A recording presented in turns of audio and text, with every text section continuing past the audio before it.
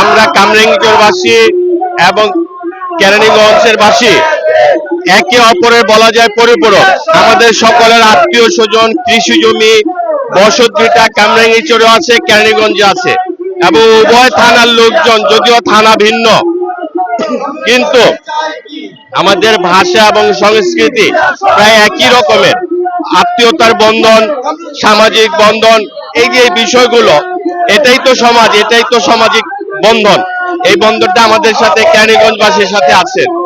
অতএব আমরা সেই জন্য চাই কেরানীগঞ্জ কামরাঙ্গীরচর নিয়ে আগের মতো ঢাকার 2 আসন যে ছিল সেই 2 আসন যেন আবার পুনরায় পুনর্বহাল করেন, এই অনুরোধ আমরা প্রধান নির্বাচন কমিশনার সহ অন্তর্বর্তীকালীন সরকারের কাছে করছি।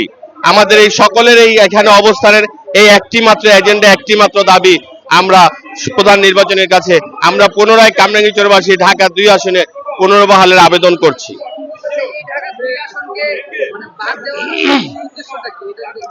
এই ঢাকা 2 আসন থেকে কামরাঙ্গীরচরকে বাদ দেওয়ার একটি মাত্র এজেন্ডা ছিল, সাবেক যে স্বৈরাচার সরকার ছিলেন তাদের এজেন্ডা ছিল ঢাকা 2 আসন থেকে কামরাঙ্গীরচরকে বিচ্ছিন্ন করা।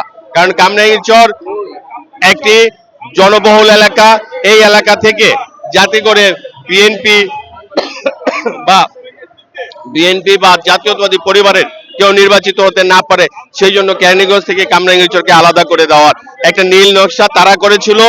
এই নীল নকশাকারী যারা ছিলেন তাদের দোসররাই আজকে কামরাঙ্গীরচরকে কেরানীগঞ্জ ঢাকা 2 আসন থেকে আলাদা করার একটি পায়তারা করছে।